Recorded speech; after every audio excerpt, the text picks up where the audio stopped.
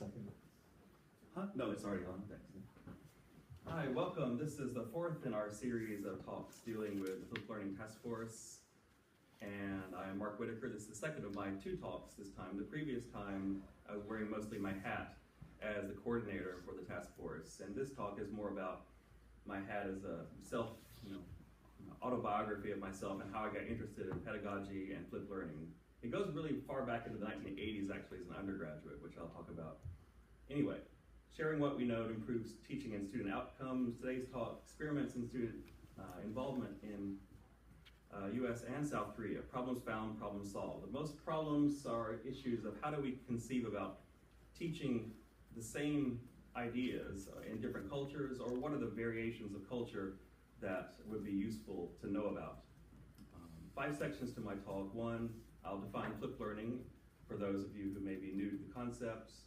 And my biography is important to understand for how my teaching career has been involved in attempts to find solutions to very different kinds of teaching environments that have varied by class, varied by national culture, and varied by region. Third, some useful terms for understanding what I think is a great divide between education, different views, behaviorist versus constructivist, whereas I'll define flipped learning as mostly constructivist, interested in frameworks of organizing self-learning and mental processes instead of behavioral repetition of correct behavior or punishment for incorrect behavior.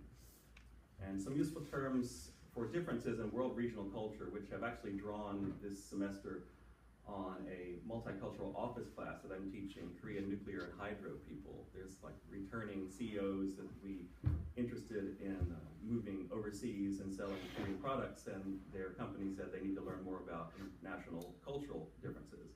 And I learned a lot about an interesting vocabulary that I'd like to share with you too, which I think is useful for understanding differences between Korea and the United States particularly.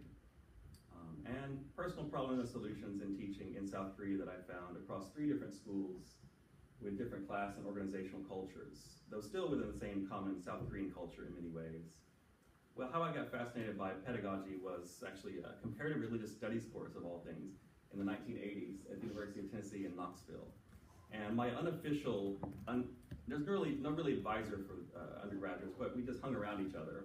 And he was telling me a lot of problems he had with his favorite class, which was actually a class called Images of Jesus. And he wanted to do 2,000 years of the changes in the history of that. And then at the end, he wanted them to have a debate about something as highly controversial and political as the canonization process. So obviously they're really terrified of the whole topic. They don't want to be branded as somebody who's against this is the American Bible Belt, of course. So they don't want to be branded as somebody who's going to, they remember that you said that about the Bible, or this book was not real, you thought, or as a fake. But so he couldn't get anyone to talk, and that's sort of the key of flipped learning. How do you have this ongoing feedback process between yourself and yourself and your students? And he mostly lectured, and I took that class once, and you could either do 2 things at the end, which I like that idea. You could choose, instead of being forced to do something, you could choose to do the debate, and most people chose the debate because they thought it was easier. Or they could do a long, 20-page paper and review the class, and I chose to review the whole class. And I had a huge section about things I would do to improve the class that I thought socially were not working very well. And over the summer, we met several times over dinner, and he said, "Why don't you redesign my class?" Now, I'm an undergraduate here. He's professor of comparative religious studies. And so I said, okay. So we met about it, and he just said, change whatever you want. So he left me with no instructions beside that. So I reorganized the class, very different than chalk and talk. Different ideas, now that in retrospect from flipped learning, about issues of regular rituals, regular time expectations. Now that I'm a sociologist, I think that's very Durkheimian. The social repetition of certain things at certain times of the week, certain expectations. If you're going to give people a lot of information, it's best to organize something regular, I think, about it. Also, I had an idea of his goal was to have some kind of framework for debate at the very end of the class. And of course, nobody really wanted to debate. It was very awkward and pushed, and there wasn't really many good ideas. So I thought about how do you structure his previous assignments to encourage groups outside of class to get informally acquainted with each other. And once they're accustomed of how they would act amongst groups as new friends in the class, then they would be hopefully more likely to have better attitudes towards communicating with each other within the class later. Also, unlike in flipped learning, the issue of multi-sensory inputs, that was sort of something I felt like it was too limited just to listening to him. So in many projects, I tried to make it more participative within the class, where you tried to understand how difficult it was to actually listen in a manuscript culture to how books were copied, for instance. And so we set up something, and how difficult it was with chalk or with no erasers to listen to someone say a text for 20 minutes and try to write it down perfectly at speed. So everybody was frantic, and they understand how difficult and easy it would be for text to get lost or twisted over time, not even by intention. So that was the original origin, but also other factors. In retrospect, as I was thinking about this, my interest in HTML and web work, as well as I have a minor in filmmaking, and I've made almost an hour-long film before. So I'm interested in editing, interested in multiple mediums of communication.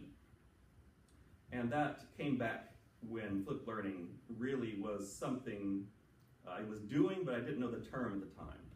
But now wearing my hat as the coordinator of the flipped learning Taskforce, there's a growing interest in flipped learning over the past 7 or 8 years, under 3 terms mostly. If you notice, flipped classroom is actually a more popular and known term in the literature than flipped learning.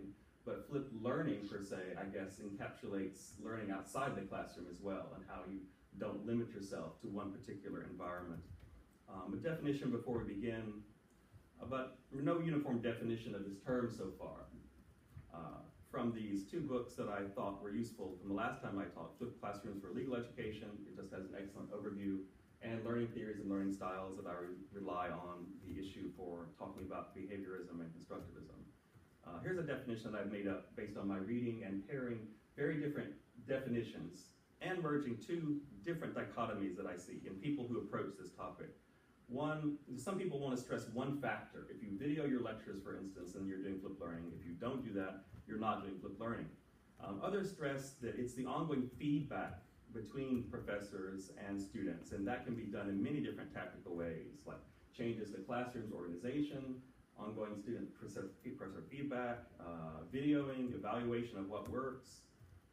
But some stress also the other dichotomy, it's only technical. High-tech things is flipped learning, and non-high-tech things can never be flipped learning. But I think, we've also had very old technique, very little external technology, which you can do in flipped learning, which is like the pedagogical technique of the Socratic method, or the Jewish Habruta, which is the way Jewish scholars learn the Talmud, in arguing with each other in pairs.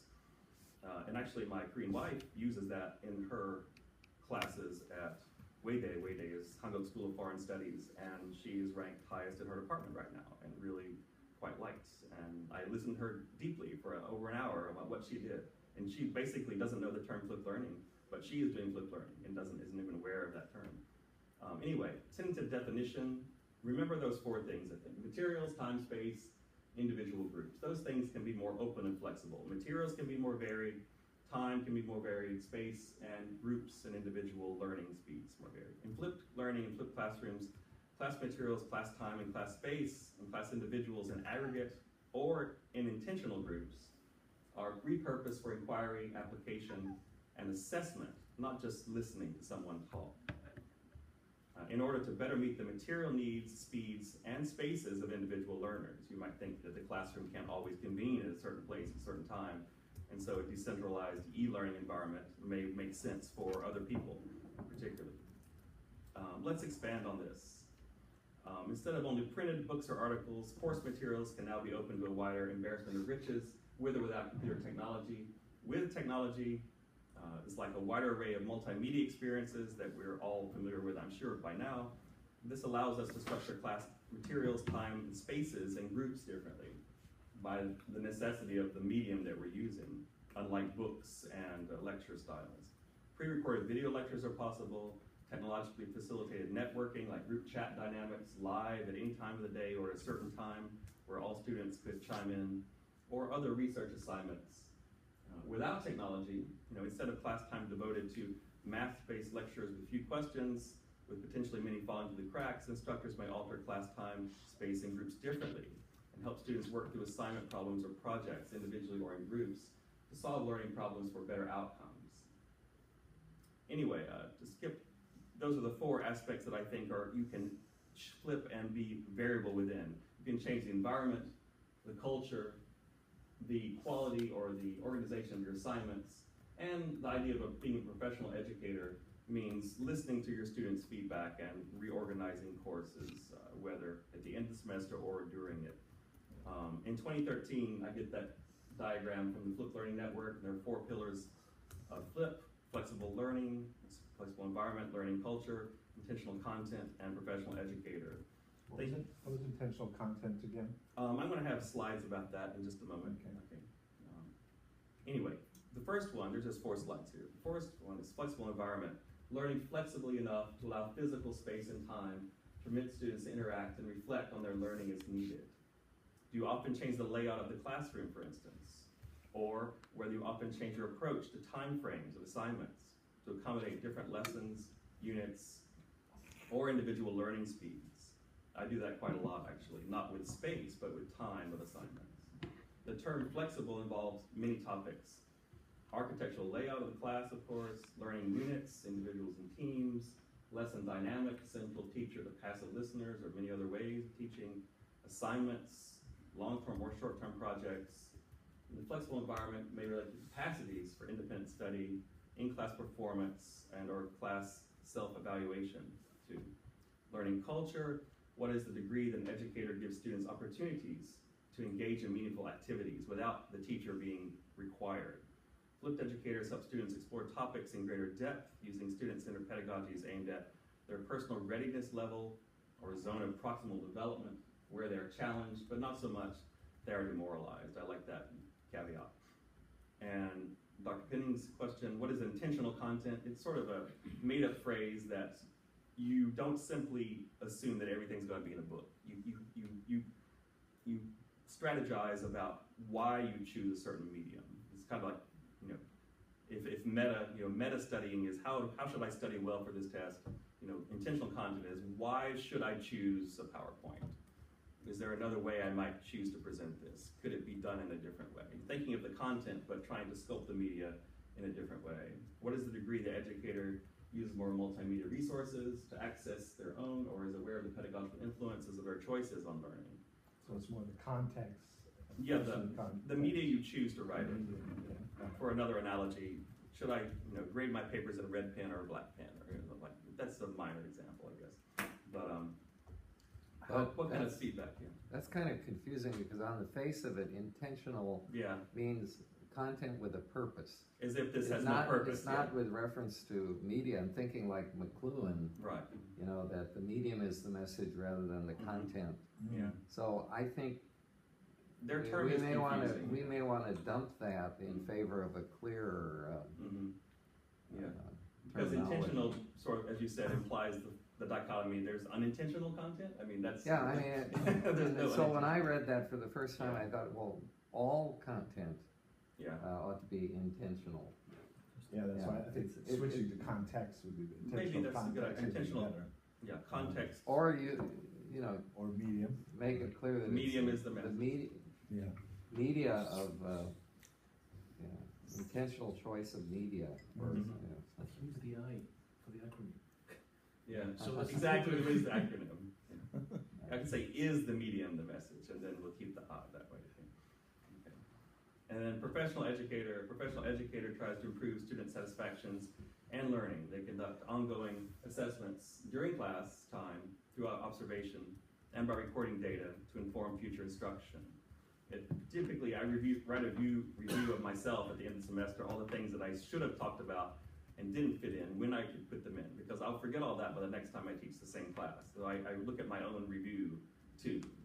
So that's personal review of myself, but I listen to my student feedback at the midterm, as well as I have extra credit questions on all sort of take-home examinations that gives them extra credit for telling me feedback about their favorite or least favorite readings, or what they've learned most and was most shocking or interesting.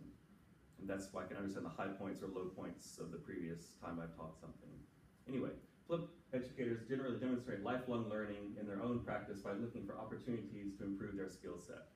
And I don't want to read the rest of that, it's pretty self-explanatory. But why do it? There is slight evidence that students learn more deeply.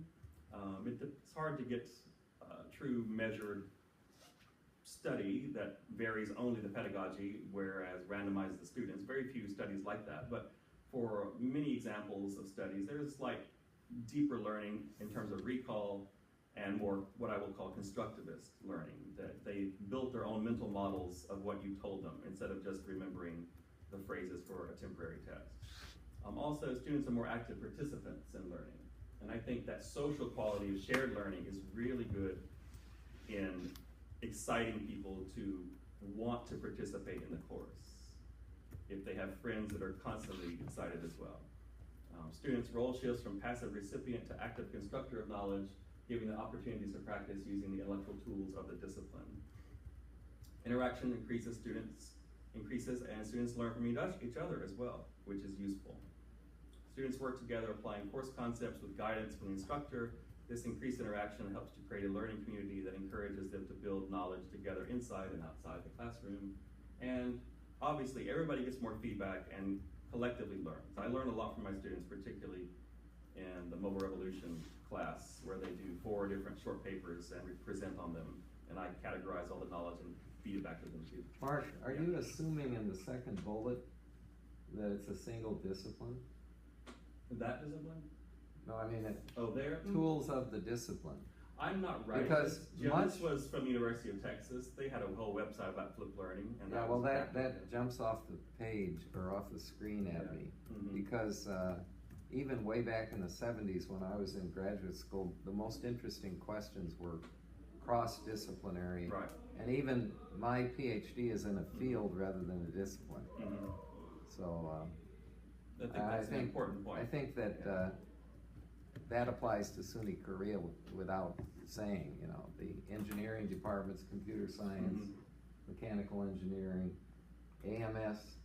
The most interesting questions come at the intersection of a number of these departments. When I design the website with the TA Minsu Park, we'll change these frameworks. We should. I like what you're saying, though. I think that's very valid. Well, I mean, that is the reality here. And that's what we're doing versus what probably they're doing. I hope that's what we're. Yes. Yeah. We're in the 21st century here. Yeah. And the last point, instructors and students get more feedback, which I said, more opportunities for ongoing interactions. And of course, another way of saying this is there's a lot more creativity involved. Just remembering and recall is a very base learning at the bottom. Moving up in the rainbow towards creating new and original work tends to come more out of collective dynamics of people and not private investigators whiling away in the library stacks, for instance, or on the web by themselves. But anyway, why do it? For us, greater feedback, ongoing student feedback, that's better student reviews in general, and I definitely feel that. In several schools that I've used these things. And the small number of empirical articles I've found on evaluating this that meet rather high criteria I have, slight improvement in several areas, enjoyment, and that I think is a lot to do. If you're emotionally settled, you're going to learn much better, I think. If you hate everything, you're going to, even if something's interesting to you intellectually, it's going to be discolored by the emotional character of the course. Better skills and capacities, and durable skills, and greater creativity with the course materials, and that leads to better competitive jobs, as I had indicated last time I showed this slide. Second point, what about the purpose? Now that I've defined flipped learning for those to get up to speed, my personal biography of teaching is involved in puzzling mostly about cultural variations between US and South Korea. Why? Not because there's anything special about this, it's just I grew up in the United States and I mostly have taught in South Korea. And I've been struck by the feelings that certain things I would want to try that I know not to try. And I wonder why I feel that. Or certain things I would do in Korea that I know would never do in the United States. And so, particularly trying to solve some problems I identified, I backed into flipped learning without knowing it by name. Mostly because of the new media environment that we grew up in the past 15 years. When I first came to Korea, I taught for the first time in a classroom with a dedicated computer and projector. And that, you know, you naturally grow into that model. If you have a bigger pot for the plant will grow, right? So I grew into that pot.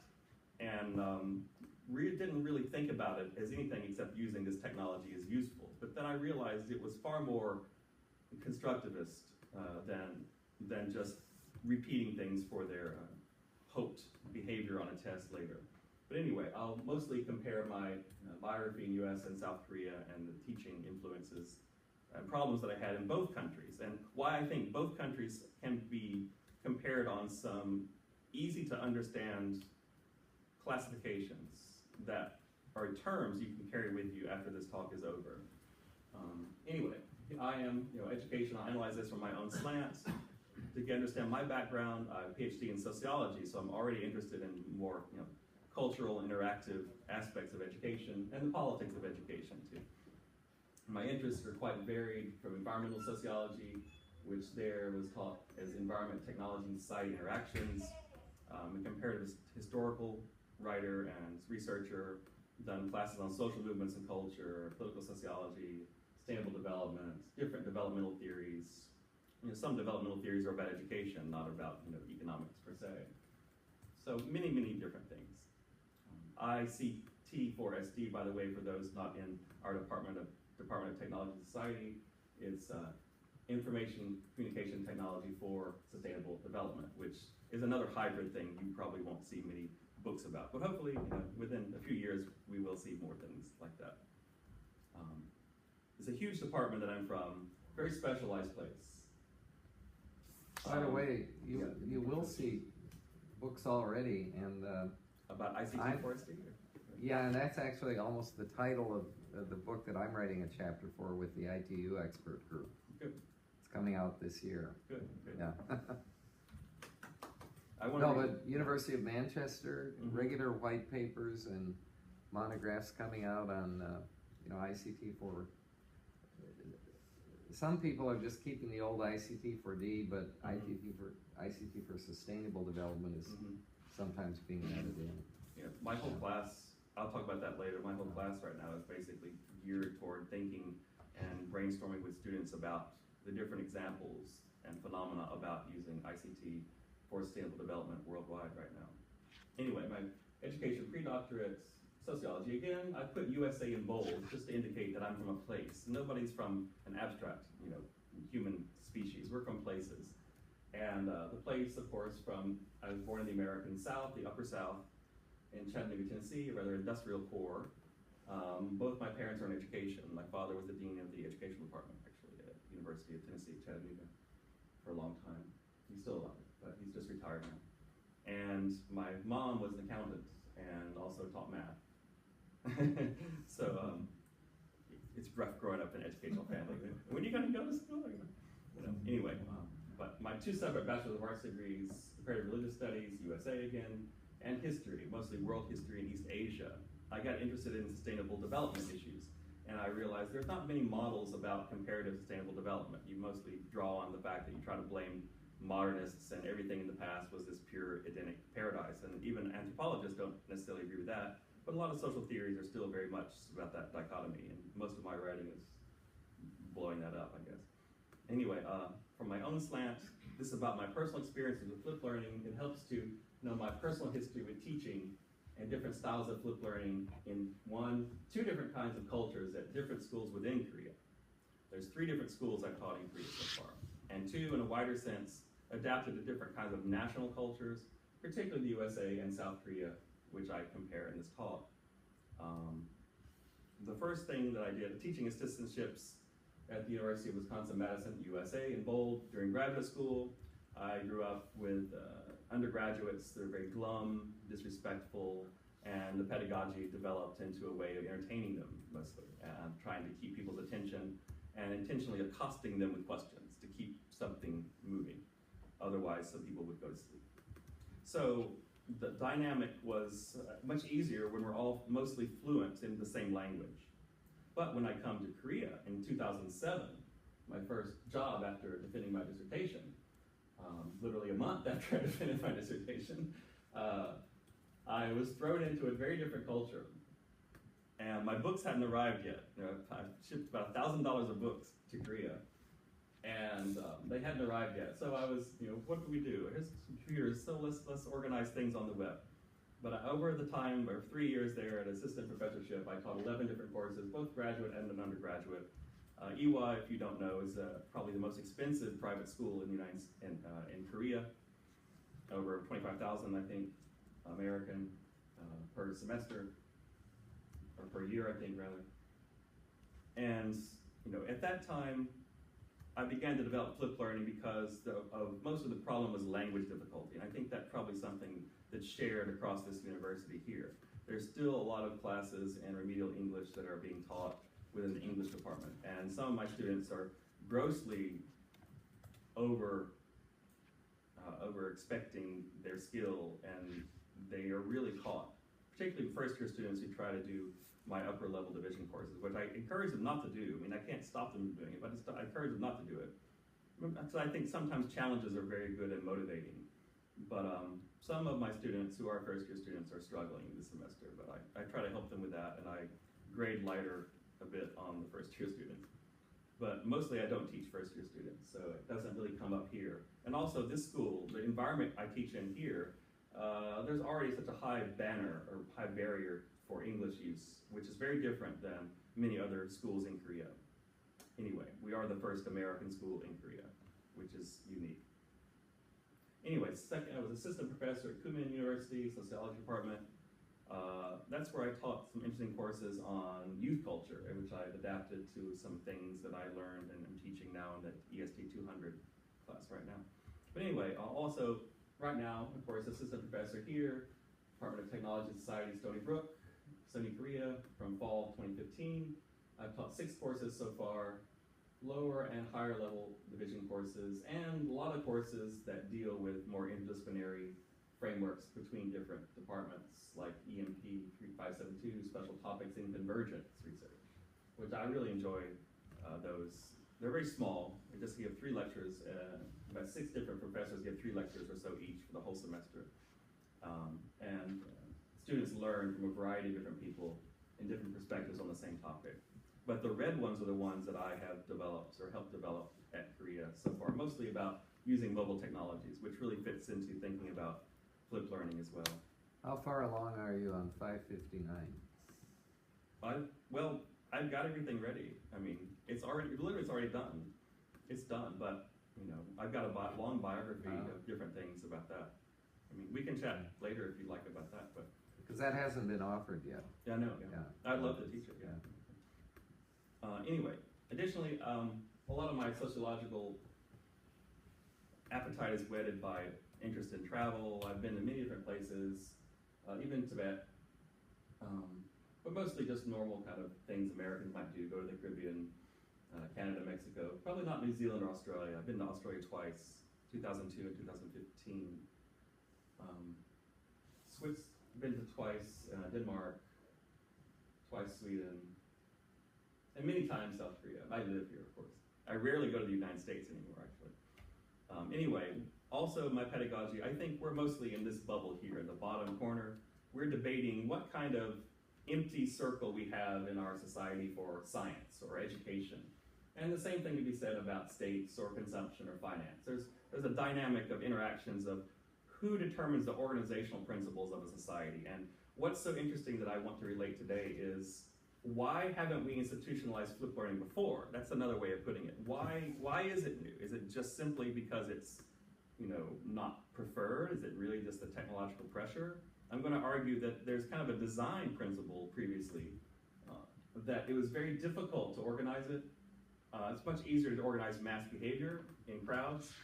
And it's also was the design principle of the United States growing out of a high level of immigration and political radicalism in the 1890s through 1910, when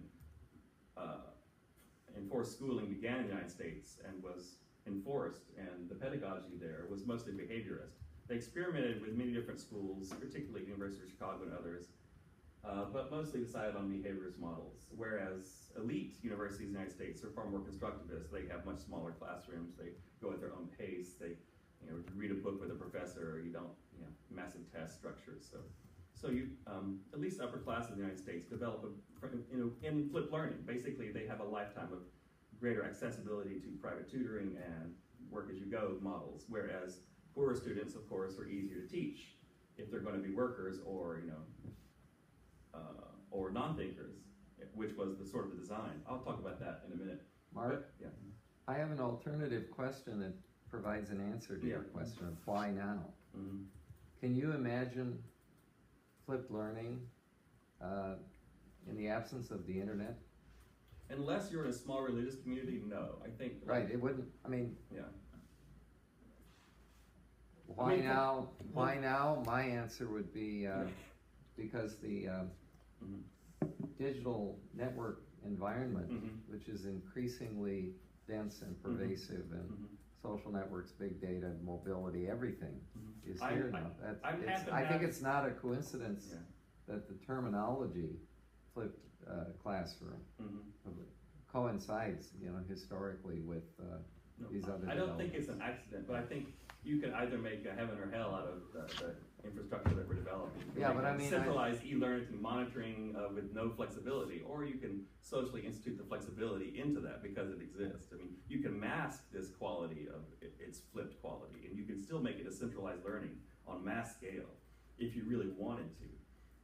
So I agree, it probably wouldn't have happened this way without the new media that we're living within now, but also it's a lot of push from below to redesign education on much older principles of student-centered learning instead of task-based, discipline-based learning and professor-centered learning. I'll come to this in a minute, but where it's been, third point, as I said, it's always an open position of pedagogy here. What we call new flipped learning, in some ways, is new because it's mediated by a lot of high tech, but in some ways it's very old constructivist-centered learning, just without much political institutional sponsorship in the past, even though it's existed on smaller scales for mostly elite universities. Flipped learning revisits, in other words, the historical strategies why non-flipped learning, more behaviorist, punishment, reward-based learning, external incentives, corporal punishment, and discipline memorization was mostly institutionalized around the world in the industrializing countries by the late 1800s and early 1900s. But now that we're thinking of Korea, discipline memorization, corporal punishment was key to the structure of a lot of Korean Confucian structures because you're learning the classics. There's not going to be changes in knowledge. So as we grow up in worlds where knowledge is constantly changing, education no longer is really served by such rigorous attempts to teach what happened 5 years ago because principles might have changed. So knowledge itself is now a moving target, and I think that also contributes to the fact that a lot of flipped learning is more sponsored by institutions as well. Also, flipped learning, in particular our mobile phone, computer-saturated world, opens the debate once more between two camps of what education is for the philosophy of education and learning. One camp is the behaviorists, often their recommended pedagogies, which mostly started in Germany after they lost to Napoleon and Peach. We're going to have 2 or 3% who can think in the society. We've lost against Napoleon. We need to better organize. And organize, we need some thinkers, well-trained. We also need some professionals who know their fields and their specializations. We can rely on them to do things professionally. And we need a vast supply of workers that don't question anything. And so that kind of model, which set up a class bias in education for high-level constructivists and mass behaviorists, as sort of kind of an underground history of a lot of the political strategies of elites through 1800s to the present, in my opinion. But it's kind of collapsing, as I said, with a lot more mobile phone saturated worlds. Against the behaviorists have always really been the constructivists and their recommended pedagogies. They have been slightly institutionalized, but only in small schools, which are still very, very expensive in some ways. Waldorf schools, you may know the name, or Montessori schools from the late 1800s. They were teaching the people in the arts as well as people who were classified by the school system as unteachable. And then suddenly, Ria Montessori was teaching them, and so they're curious, how are you doing that? Because we can't teach these people these things. It's a totally different, she's doing flipped learning in some ways, to use the anachronistic use of that term. A few states like New Zealand actually have institutionalized constructivists. They use a lot of Montessori schools, actually. There's only 3 million people there, though. Anyway, US class divide, as I said, many elite Ivy schools tend to be more constructivist. You have more leisurely arrangements, durable professors, mini class, kind of a class of required etiquette where you meet and chat with professors over dinner in full suits and ties, and you learn an etiquette structure and how to present yourself. You learn a lot more of what's called the active literacies. Preparation for preparing talks and convincing people of your ideas, instead of just, here's my text, you know. So you learn and use different senses over time. And I think that may be changing with flipped learning. And that's what I think SUNY Korea is trying to do with improving our students, to get them up to speed with these more active literacies particularly, and understanding the quick repartee that's needed. And that requires a lot of practice, and that's why I give them a lot of practice. Eventually, I think the only way to get over that stage fright is more stage fright, and this eventually, eventually you don't have it as much anymore. But I'm going to argue that it was hard to have institutionalized this wider mass constructivism, like on huge scales, until we had access to this technology. But it's still a strategy to use it, because as I said, you might make a heaven out of it with more child-centered learning, changing materials to suit children and young adults. Or you could use the mass learning to monitor people where they are at all times, make sure that they're opening the books at the right time. You know, you could use it to create a behavioral model at the same time. I'm still a sociologist at heart, in other words. I'm not a technological determinist. But just a quick refresher on what these terms mean, behaviorism and constructivism. Behaviorism is a theory of learning focused on observable behaviors.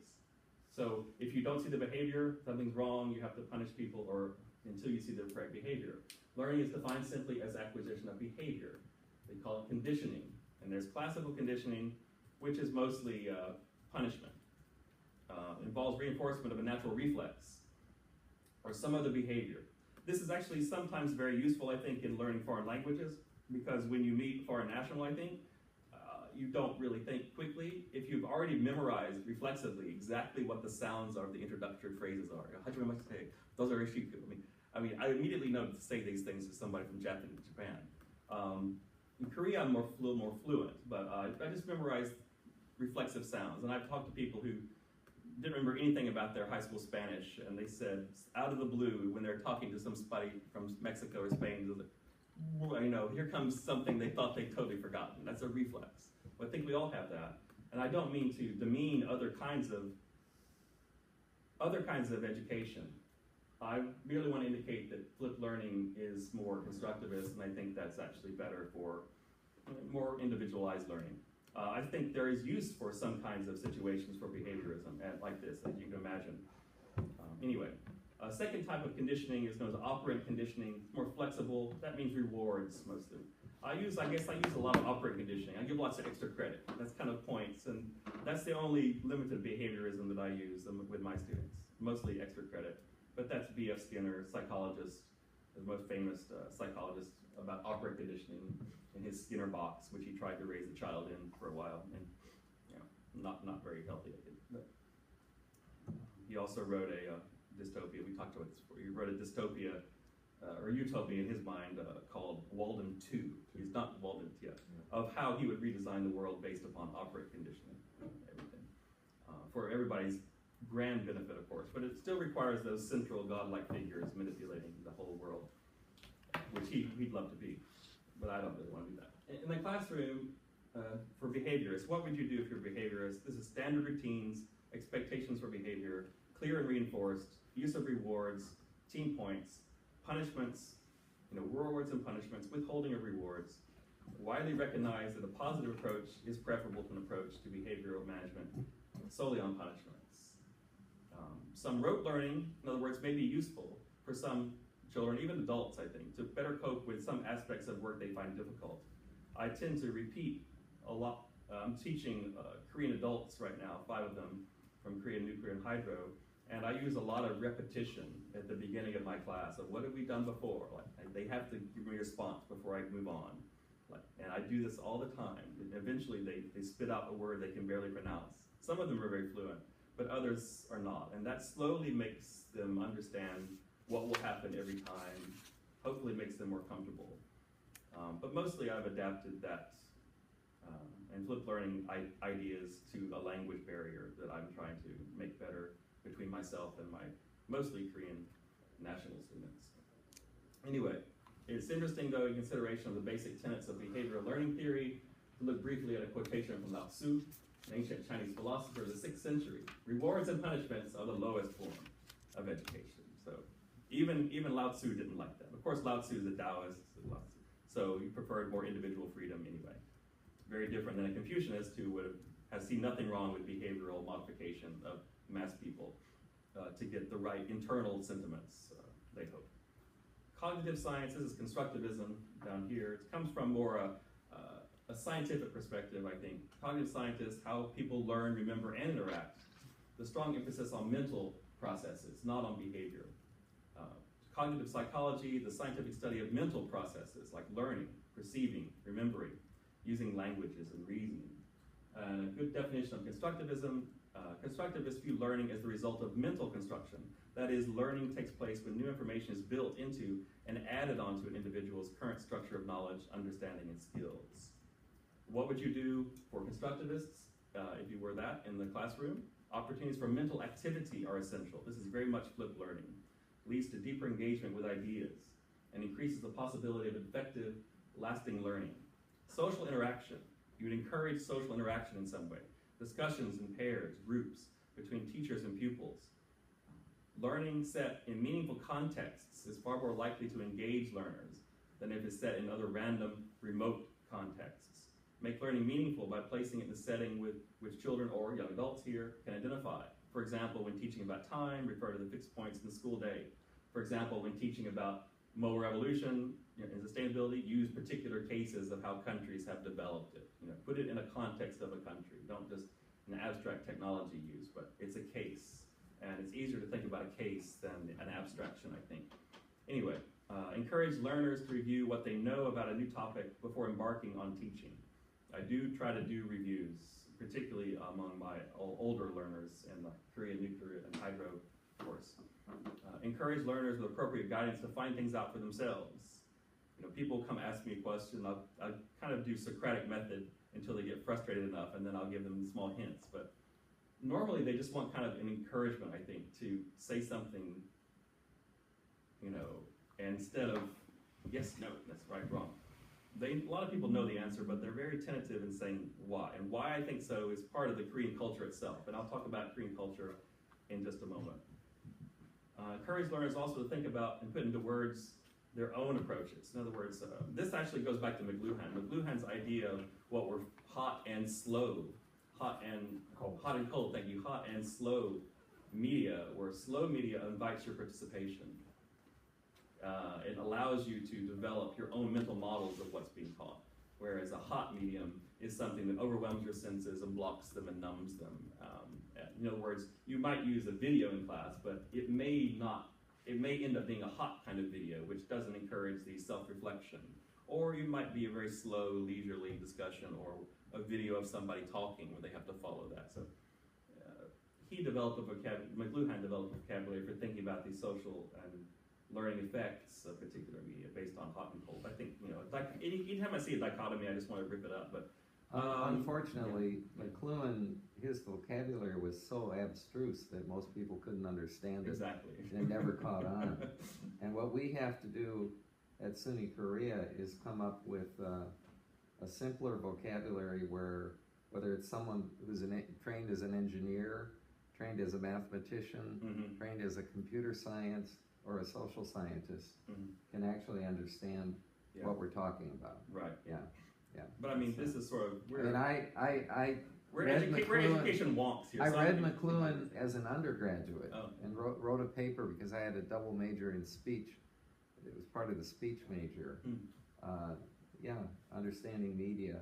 But understanding weird, McLuhan should be really the second. Weird. I still don't understand. He's not really he's not what we would call a social. He's not a cognitive scientist. He is an English professor who got lots of ideas about the history of media and its effects. And he wrote beautiful, bizarre essays of very useful dangling insights. participles and analogies and beautiful flights of mental. He said, "I use the right brain. You're trying to listen to me in the left brain. You never understand." So. It was also half a century ago. Yeah, but he's also the one that had a harbinger. He's a harbinger of the World Wide Web. He basically described the situation of computerized telecommunications potentially in the future, 30 or 40 years before it happened. And what would happen to it, particularly dealing with electrification. I could give another little lecture about that, about McLuhan. I did a small mini lecture about him for EST 200, which is World History of Communications. Anyway, as I said earlier, U.S. class divide, many elite schools always are more constructivist. That's for the elite. Yeah, more public education, at least in the United States, from the late 1800s onward, designed by constructivist trained elites, but they were recommending behaviorist education, and particularly the German model of teacher certification, which only allows certain, pre-brainwashed people of a certain kind of pedagogy to get to math students. You have to go through so many hoops to get to a certain teaching profession, mostly in high school and elementary in the United States, whereas previously it was open. So it's this hierarchical model developed from Germany. Japan adopted the same model, by the way, after its first developing its nationalism in the late 1800s. Japan also removed at the same time all local jurisdictional elections. So I mean, you're developing kind of these education as engendering a certain behavior in mass publics, whereas elites don't like that on themselves. They prefer to be free, libertarian, licentious, as you like. I mean, both. So they don't want much rules. They want more flexibility for themselves. And that divide, I think, may be breaking down, sort of against what elites want, I would imagine, but for what people have always wanted out of their educational experience, which is basically, I want to learn at my own pace. I want to understand something. I want it to be fun. I want to enjoy my education, not make it punishment. And I think that's potentially possible for a lot wider groups now with the facilitation of these network technologies of smartphones and internet, of course. So, how to analyze the variations I've been seeing in the classroom and in my teaching. I'm going to have two sections here, one about social stratification. When I look at my class, I try to make a quick note of how they're stratified and where am I teaching. And I will have some nice terminology I've discovered comparing global national cultures as well by two people as well. But first, my views, not to belabor the point, but I'll just say them on the left column. I won't talk about this slide at all, but just to show you that it's beyond just the typical triptych of gender, ethnicity, race, or class. But I think about sexual dynamics, handicaps, health, age, religion, language, culture in general, or ideology. I've taught at very left-wing schools. I consider this a rather center-right school, so I alter what I teach, actually. I dress differently. Intelligence, encouragement or disencouragement. I've been in schools that encourage intelligence. I've been in schools where students hate each other for demonstrating intelligence. Materials, class, violence. Is there much violence or not within the class? A lot of intimidation. I've been in one school, highly intimidating. Students were intimidating each other not to participate because it makes them all look bad. I mean, that's the kind of dynamic you sometimes see in a class.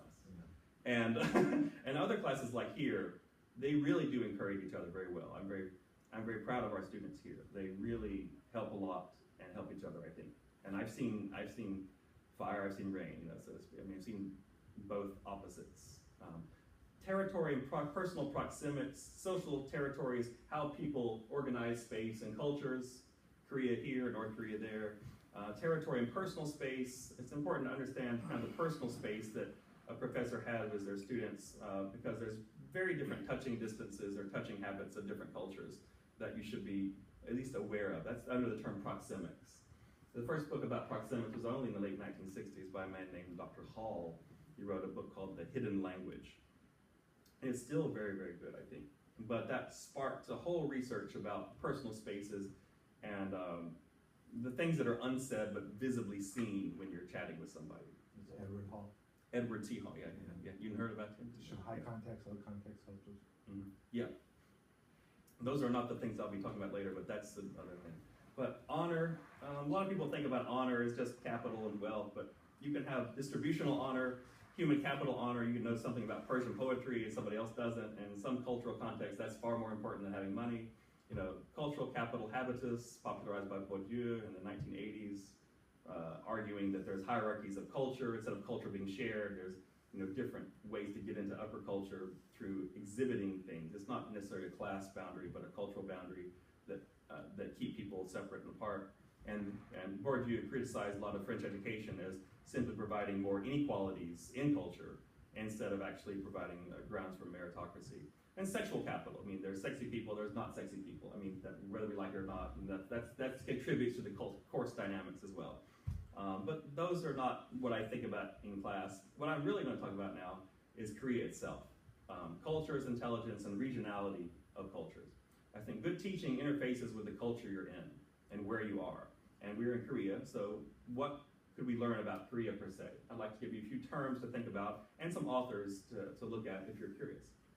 So cultural knowledge, I think, is very important about who your students are and where they are, and you are. In South Korea, of course, is very different than the USA. Historically, it's also had much behaviorist pedagogy, but it's more along a traditional grounds where the teacher is the honorable figure in society. That's much different than you see within the United States, I think. For Korea, of course, the behaviorism was the Confucian-rote learning and tests as product of getting governmental bureaucratic jobs, but it's also kind of cultural habitus. You were the Yangban. You were maybe 5% of the society that could read Chinese. There was nothing in Hangul. Hangul basically died out until the 1890s. Hangul, which we all use as a simple script in Korea, we all probably know some of that, but popularized in 1447, basically disbanded by 1500 after the first king who popularized it was gone. After King Sejong is dead, a few more strange kings, a few more strange coups, and the mass printing and mass publishing bureaucracy within the court was dismantled, and the metal typefaces that Korea had for mass education in Hangul for everybody were gone. And they go back to written hands, they have block scripts again. Hangul survives in just a few little places, and I think Hangul is very important for this, you need a simple script to have mass education. So I think it's very hard. It takes many, many years to learn something like Chinese or a pictographic-based or ideographic-based language.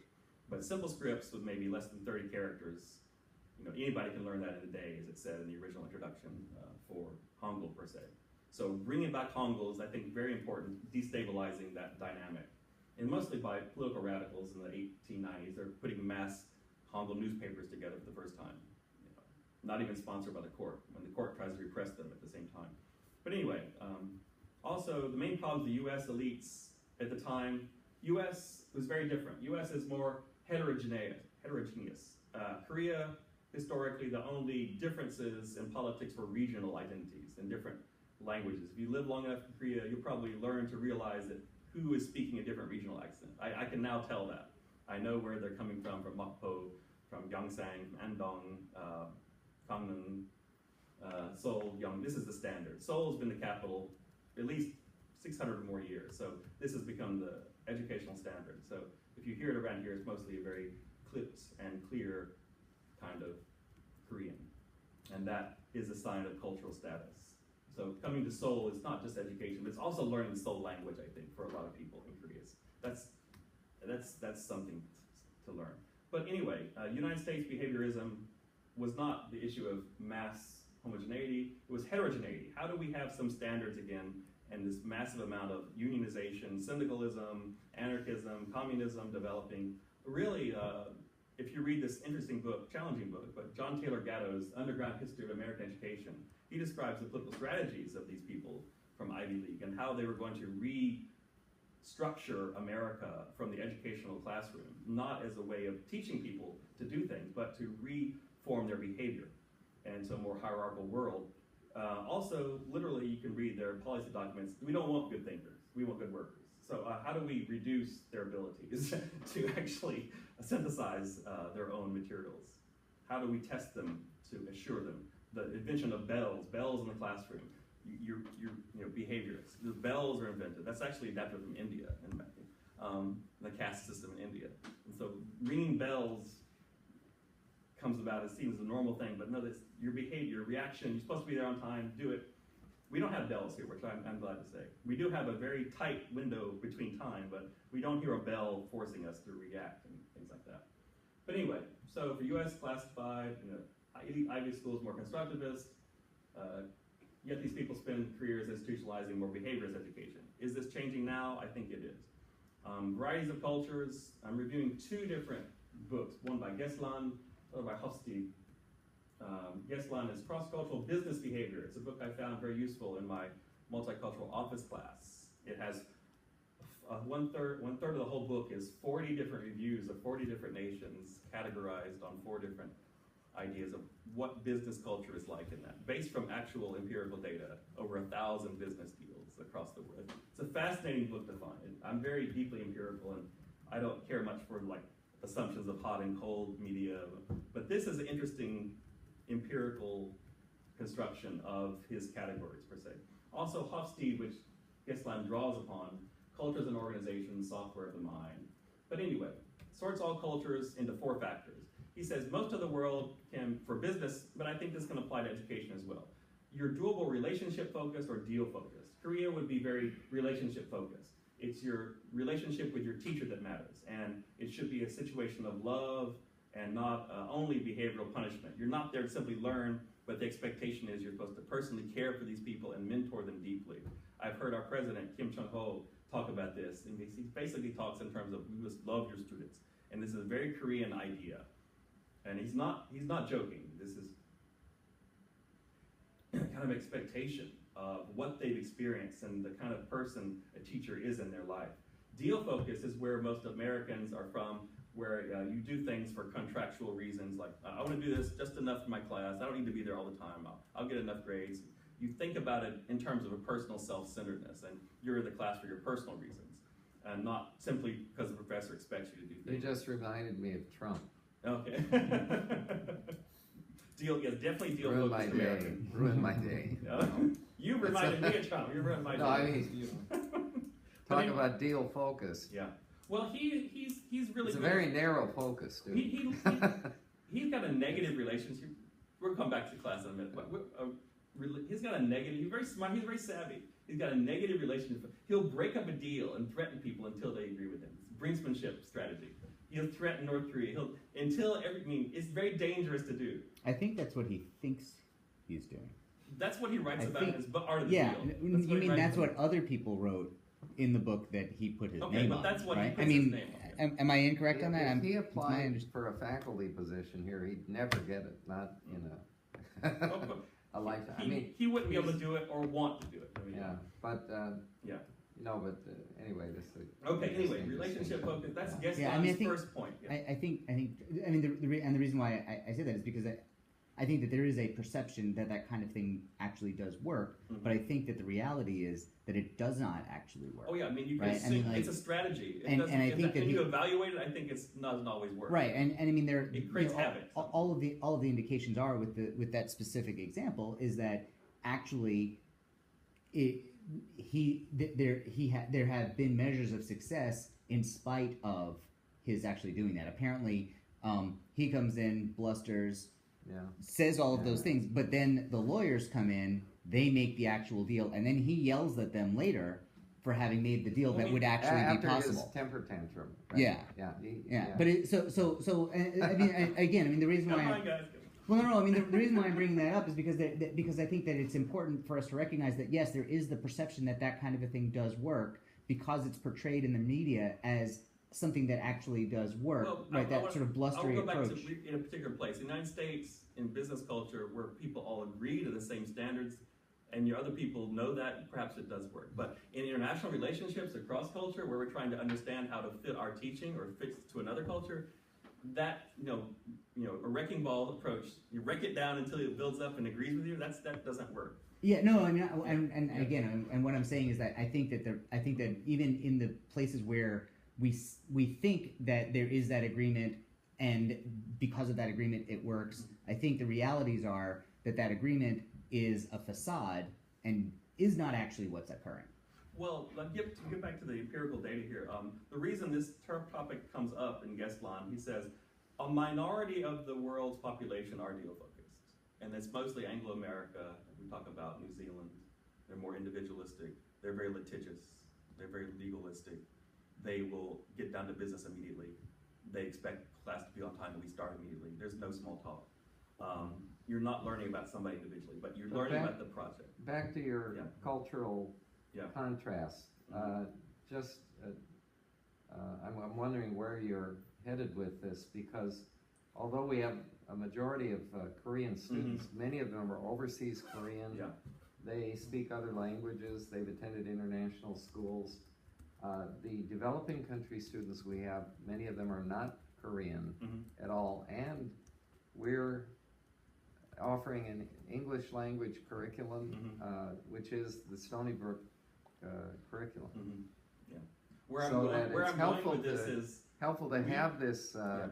background, but it may Mhm. not apply directly to what we're doing. well, I think it here. applies, well, where I'm going with this, I think it applies because in the wider culture of Korea, which is the majority of the students still, that this is their expectation of education. They expect it to be more relationship focused and not. But I so- think that's tempered by those that have Oh, attended definitely tempered, international schools, have grown up somewhere in Latin America, gone to international schools, Mhm. fluent in another language. Mhm. I think, yes, they're Korean, but the cultural values and heritage and everything, may shape them a whole lot less. And the second point, the reason I'm introducing this, Yeah. is not simply Korean, but most of the world's cultures are different versions of relationship focused. And so education doesn't really occur like we Americans or people of English speaking backgrounds would expect it to occur. Second point, peer, equal, or hierarchical. Koreans are far more hierarchical and happily hierarchical. There's a proper order for doing things. Peer, equal, more like Americans. You can fight and people interrupt each other. You constantly talk over the head of somebody else until you get your way. Even in a presidential press pool, Mr. President, everybody's yelling at each other. There's no look at a press conference in another culture. They're very ordered things. There's not much yelling going on, but there's a lot of yelling in our American peer-oriented culture, and a lot of fighting of individuals doing things. With hierarchical, there's acceptable silences in a lot of Korean debate, and I've been in some meetings where Koreans just will sit with each other and they'll sit for half a minute or more thinking until somebody wants to talk. But Americans, I think, keep the air full of, I have to fill it with something else. And another way of saying informal or formal channels of contact introduction. Koreans you can't cold call Koreans, in other words. You have to have these letters of introduction or introduce somebody or have the CEO go to the other CEO. They speak and talk in hierarchies.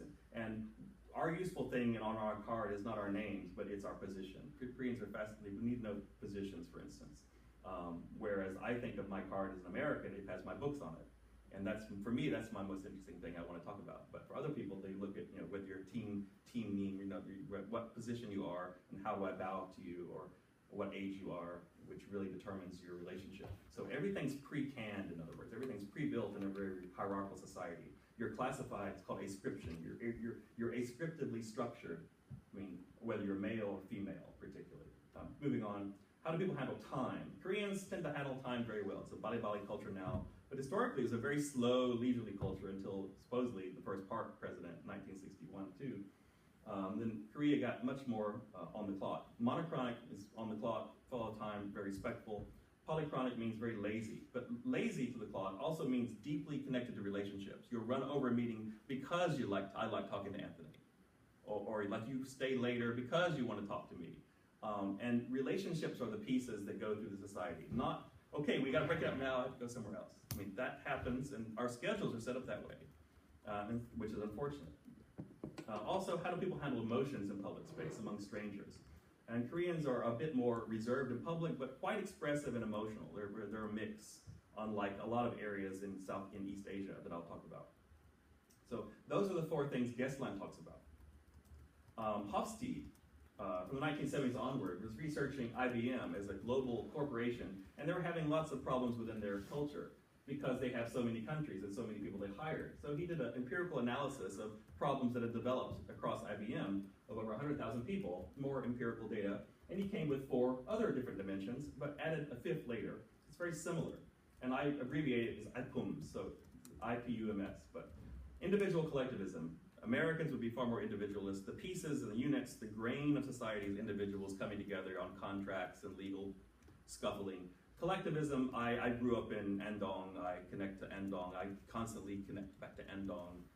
People are involved with collectivities, and they represent collectivities. So they come from families, honor, things like that. The units, I think, particularly for native Koreans, would be far more collectivist. On 3 levels, I think, is useful to know about. Power distance. The power distance is the differences in power and status that are accepted and wanted in culture. This is the first place I have ever been addressed as Dr. Whitaker.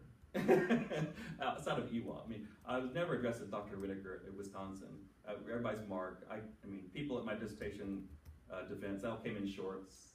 You know, I was just jogging. Okay, what do you want to talk about? It's so laid back. I mean, the power distance is far more equal. And, you know, it's almost insulting to call somebody Dr. Elder. And that's my advisor, Dr. Elder. I mean, it's kind of an insult to like put a distance between people. But Koreans are very uncomfortable, in my opinion, of that. They need this useful, understandable category of hierarchy. And they always call me professor, or they don't say Mark. There's this distance and hierarchy, not just with me, but what Hofstede's talking about. Uncertainty avoidance. Some cultures like uncertainty, like bizarre things happening, deal with deviance very well. The relationship of a particular culture to the uncertainty characteristic of the future. Societies with high uncertainty avoidance tend to prefer rules and operate in seemingly predictable situations.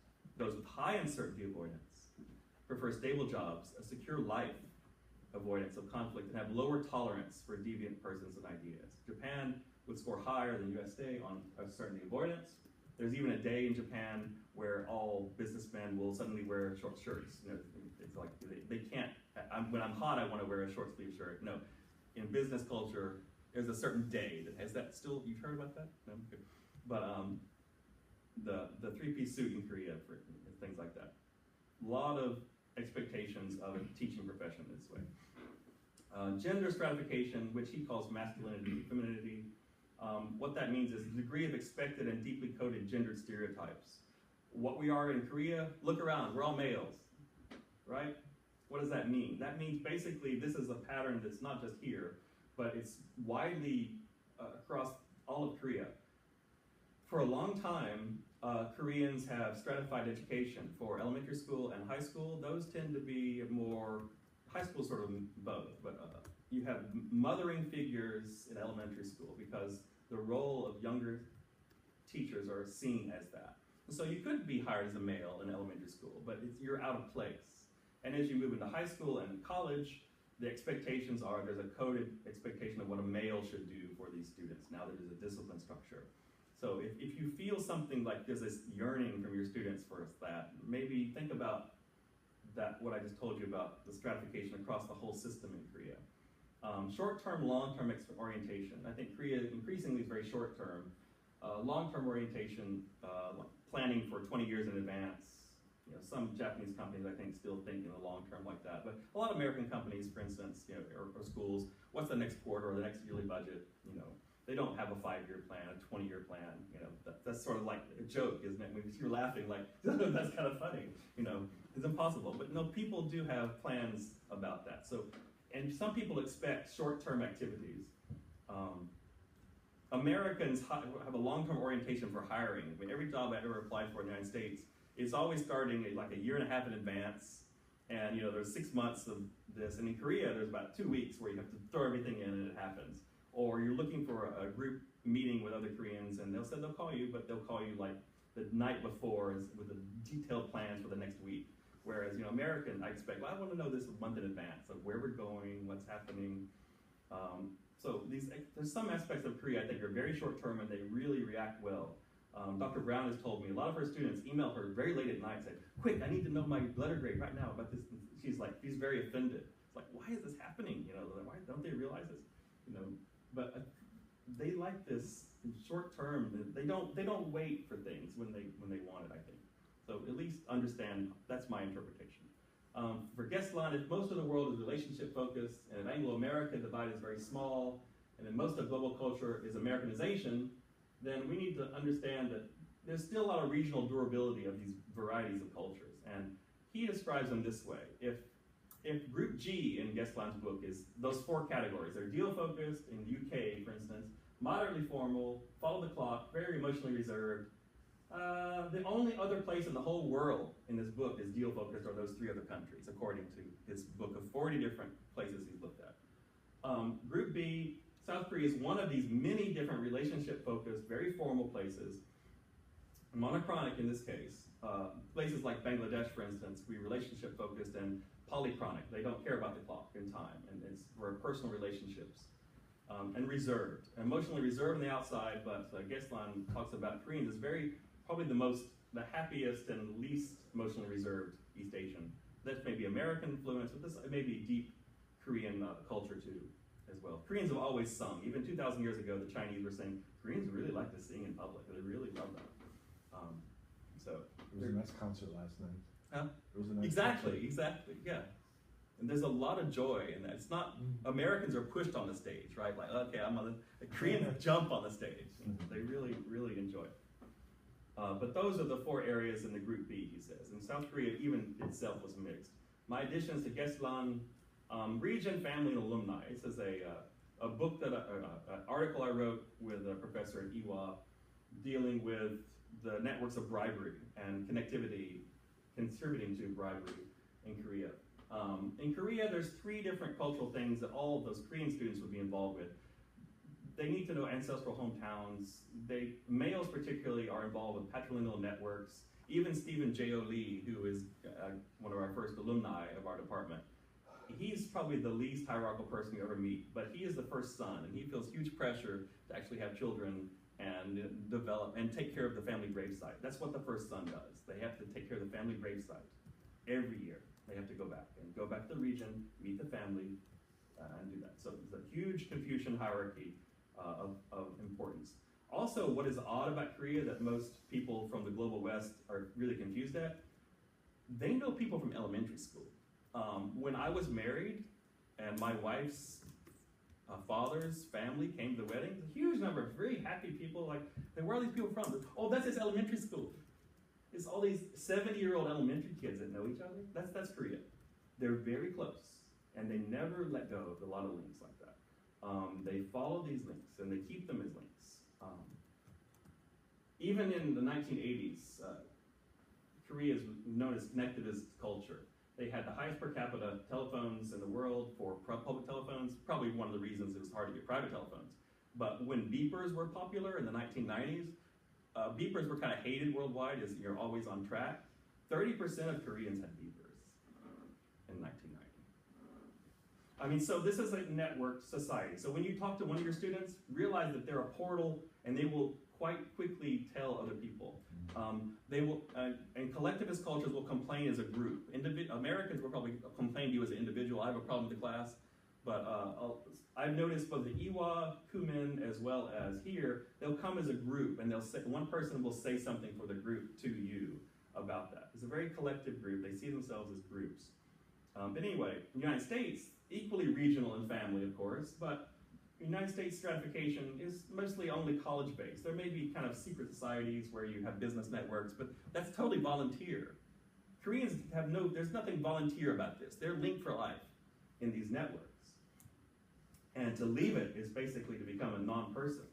Whereas in the United States, if you leave it, you reinvent yourself, right? You can constantly reinvent yourself in the United States.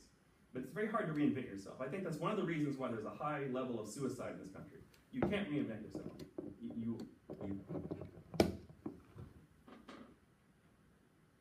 Anyway, personal stories, just for about 10 minutes and I'll cut. Personal stories, problems, and solutions. In the U.S. culture, main problem was glum and disrespectful students, and I found myself in large classes becoming more of an entertainer, as I said, trying to field questions back and forth, keeping up repartee, saying off-color things just to make people laugh and to enjoy the time. That would never work here. That would seem really odd. In Korea, the main problem is mostly, for me, how to learn how to act as a professor in this environment. Also, the issue of the language barrier. And that's how I said, backed into flipped learning mostly. Also, lack of questions. There again, you know, I'm here in Korea. You know, my wife is Korean, and I've been living here for 25 years. But in the classroom, I make an effort to pretend that I'm teaching at Stony Brook University in English, rather than just adapting to the Korean. Because part of our mission is to expose them to an American-style English language cultural experience. Yeah, I agree that, and that's what I do. I'm just saying, since we're here, if you find a lot of pushback or confusion, I'm trying to hopefully give you a vocabulary that you can judge it yes or no if you want, but maybe why it's difficult to do. why they stay shy, why, I mean, it's kind of shyness out of respect, and nobody Oh, yeah. wants to challenge the professor. Oh, I'm not questioning that, Yeah. I'm not questioning the value of this sort of, Mhm. cultural background, yeah. But, In fact, but, 한국말 열심히 공부하고 있습니다. Yeah. And How'd you? the best thing, I can do, given current teaching, administrative, research, activities that I'm interested in, is to expand my Korean vocabulary.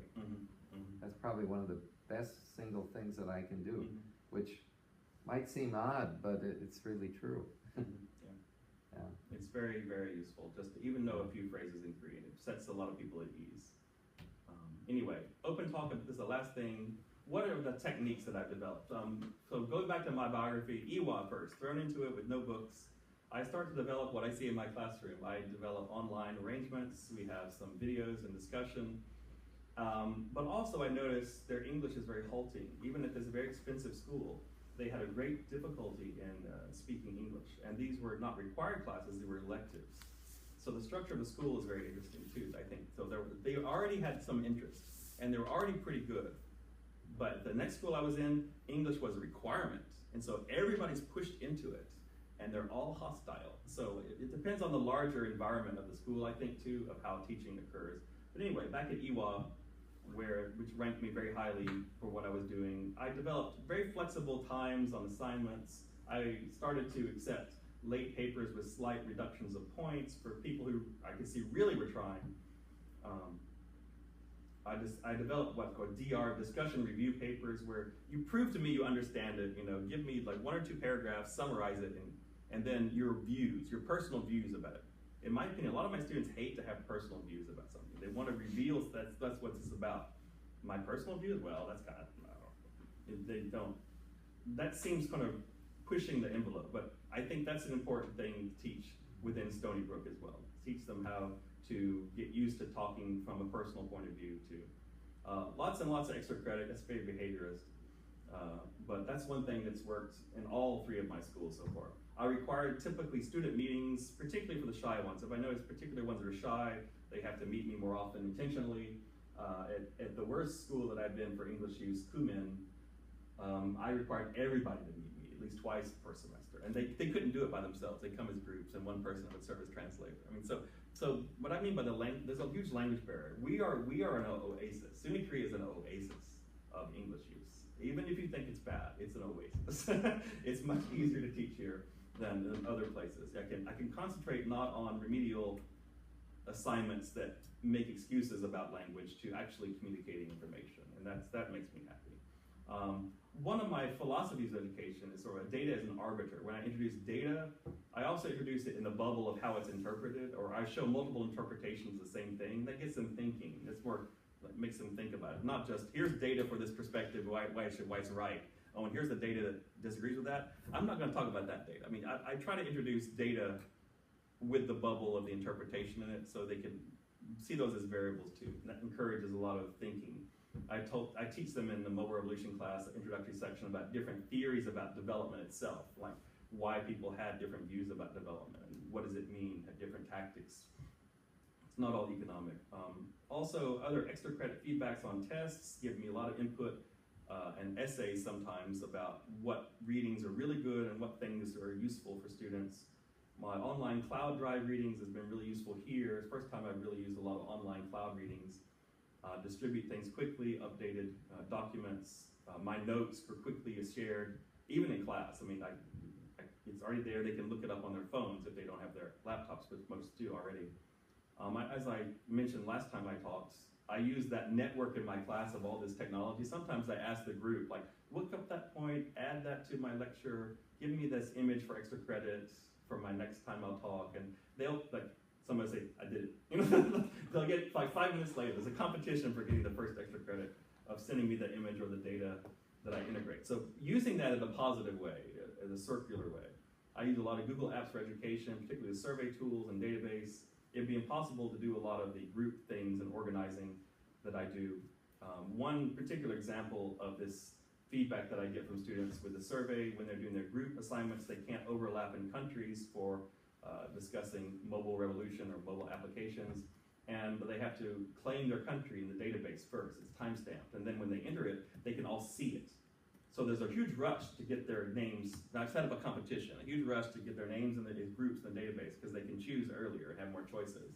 And then if they choose wrong and they click enter, and then they see the database is already listed, they have to choose another place. So you get a record of all the reverses and changes of groups, and it's very transparent because there was and then I set up groups, and I was going to pass this around. Pass this around, please. This is inspirations from RRA, Rapid Rural Appraisal.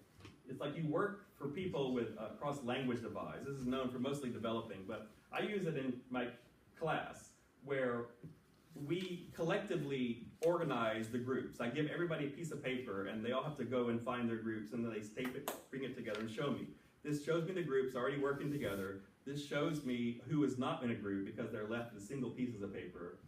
It shows me who's absent immediately, so I don't have to constantly juggle several data sets. It's all visible together. It's visible to them on the screen too, of how I've made the decision, who registered the first day for this group with a timestamp, and it's So you very let clear. them, through this means, Yeah. form their own groups. Well, I let them first put it on the database, Yeah. and then on the final day, I give everybody a piece of paper, and then they form their group, and based on that. But there's Okay. always going to be conflict. Some people refuse to accept the database, and so there are two Indias this time. Yeah, because the other way is to randomly yeah. assign groups. But I like to not do it randomly because I think that's kind of a punishment. But I like to have some kind of student feedback. So if everybody at least feels they've slightly chosen their topic, I think they're more inclined to enjoy it instead of being randomly assigned as a group with somebody they don't work with. But those are the countries that'll happen this time. You don't think that they cluster together based on social interests that are not at all related to the class? Well, I said they can't choose their country of origin. They're not allowed to choose their country of origin. So they're all basically filled, I don't think 10 people or 5 people want to do India because they all had a common interest in so India. it's based on their independent, okay, there's Yeah. 2 steps there. Yeah, but of course I want to, if there already are groups that work together well, I mean, I asked some people, we did a project the previous, they're accustomed to working. New groups are formed too as well on new topics. Some groups, one group this time, they said, we have a group, but we don't have a country yet. So they formed their group. That's the problem. They already had a group, but they didn't have a country. But my paper version, and where it's going, I think we have greater chance for this constructivism in knowledge due to this mobile revolution, which is a huge amount of changes in our linguistic media now, and that's changing our lives and socialization. And hopefully, in the future, we will be more accustomed to having flipped learning as sort of normal and mass-oriented. But now, we're in the first generation trying to institutionalize it, and I think that makes it seem very odd. But in some ways, it's a very old way of learning for tiny groups of elites who had those resources. But now those resources are more widely shared, and I hope that will continue in the future. And that's the last thing I want to say today. Thanks. Sorry it's running so long, but there's a lot to do. Just a quick comment. I found the whole presentation very interesting, very thought-provoking. A lot of history, a lot of detail. But just a reminder to everyone here, and Mark as leader of this group, this task force, or the organizer of it, what President Kim has asked us for is to implement flipped learning. In other words, the purpose of this task force. And so I was talking briefly with Anthony earlier today. Before the end of this semester, somehow we're going to need to probably do another, either based on the responses to the initial survey, but if they were not, if that survey wasn't filled out by a high proportion of the faculty, I think we need to get just a baseline, we need to identify let's just say in very simple terms, the elements of flipped learning. Yeah. Like video, do you use your own or other people's team activities? Do you use team activities in class time? Da da da da. Course materials. Do you have a website? Do you use a printed syllabus? You know, whatever. Are you making use of social media? Likewise with readings. Are you using web-based materials, e-books, videos, data, visualization? And then what about your own teacher role in class? Just some simple, basically, I'm gonna have to, along with you, give President Kim an answer to the question. Yesterday, I was in his office, Vice President Han said, how's the flipped learning going? And what am I supposed to answer?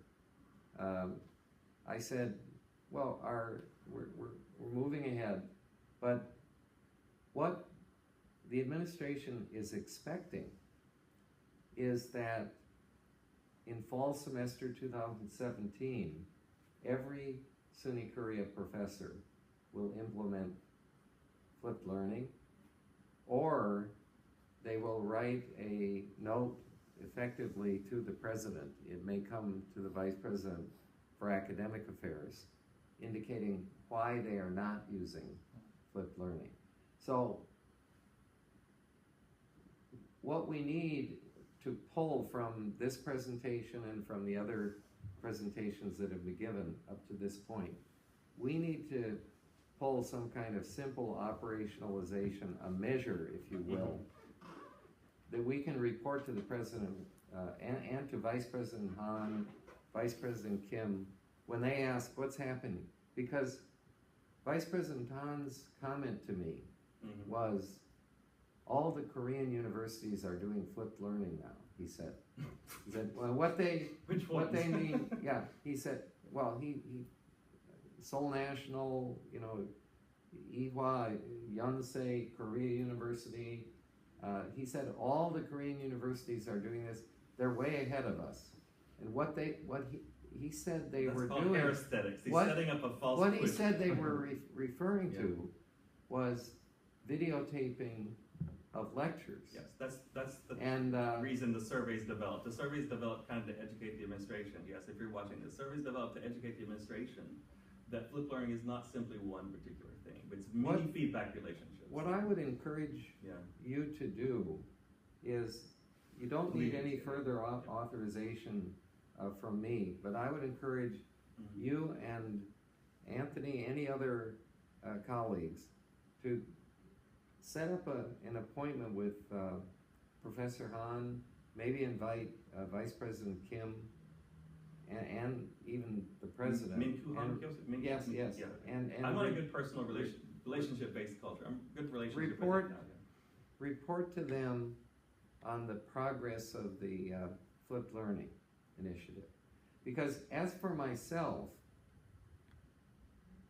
whichever course I teach, I have a one-course load, and I mean, given my other responsibilities, that's a significant commitment, you know, for me to continue to teach a course. But if, for example, I teach EST 230 in the fall, I'm ready to, I have flipped the classroom and used flipped learning in the past. I will continue, but I'm ready in the fall to actually pre-record 4 or 5 lectures prior to the start of the semester. Because I have Camtasia Studio on my desktop, and I've got the software right there. I don't need the studio. I can do it right next door in my office. But what I'm worried about is that other faculty may not have any experience with using a software package like Camtasia Studio. I think it may be unrealistic to expect that. They're going to expect tech support, maybe going to a studio, maybe using a classroom where it's recorded. And that's a matter of how do we do that? What's the budget? But you have my encouragement to go ahead with and talk with the other vice presidents, because I think that might help to broaden the dialogue. And I will. I can arrange to meet Min-Kyu Han next Yeah. week.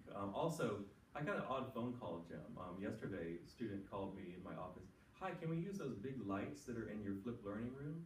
And I'm like, what flipped learning room? And he said, oh, on the 6th floor, you've got a room. It's got these lights in there, and I'm told it's part of the flipped learning Taskforce. Nobody's ever told me about this room. Do I have a room? You've heard about that? I've never heard about this. Supposedly there's a room that's now assembled some kind of, cinematic equipment in Well, there. let me give But you. nobody's ever mentioned it to me. Let me give you a partial answer. Yeah. In addition to the flipped learning initiative, Mm-hmm. there was an emergency meeting about SUNY Korea websites, Mm-hmm. because we are in the process of hiring IT support, Mm-hmm. and I spent prior to coming back to full-time teaching at KAIST in 2012, Mm-hmm. when I returned to teaching and research. I spent the previous 15 years, most of it at the Fulbright Commission, Mm-hmm. working with technology and everything. And so this first it was right here in this room last week, the emergency meeting on that we got a quick update the English content of all of our web pages. Mm-hmm. But there was very little discussion of the nature of a web page Mm-hmm. and the click-through patterns that the major people who will be coming to the website are Right. going to have, and the relationship of what I'm calling the SUNY Korea family of websites, Mm-hmm. the public-facing websites that we need to develop. It was just, the meeting was held and there was immediate delving into, Yeah. edit the English and update the content. There has to be more than that, Mhm. and that's what hopefully this new staff person will understand. Yeah. Because flipped learning clearly is not just we have a room with lights Yeah. where you can record video. It's Mhm. more than that. But I think the list of questions that I ran down there Mm-hmm. could make, a simple, 10-point survey, something that every faculty I member like those could notes. I was fill upset. out, that they could fill out in 5 minutes. Yeah. With very, very simple answers Mhm. that we could just track over time, because Mhm. we are going to be asked, what's happening with this? And I think I'm going to be asked Mhm. to perhaps present to the whole faculty or email every faculty member at SUNY Korea and say, please report to me, what you are doing. Yeah, since I've got this very flipped low learning. survey response so far, I was going Yeah. to discuss with you making it a requirement, or how? Well, because it's never going to be obviously a volunteer effort. I think there's always going to be a tiny minority who will never get representative data until it's a requirement. well, yes, we may have to, I may have to put my name on the email, Mhm. send out the survey, and say, this is required, and if you do not respond, you will be required to send an email to me to be shared with the president, indicating why you are not implementing Mhm. sort of flipped learning best practices. Now, I say this, I am trying to keep an open mind, Mhm. because when I met with department chairs to discuss this flipped learning initiative, not all of them were enthusiastic about it. Mhm.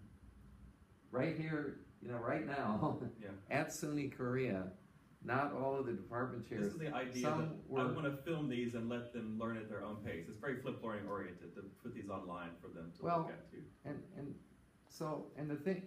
Here's a simple question. Mhm. The first 2 weeks of every semester, the students can add and drop, and so you don't have your final enrollment. Mhm. So you're not going to be able to form teams Right. during the first 2 weeks. So what I have done in my classes is I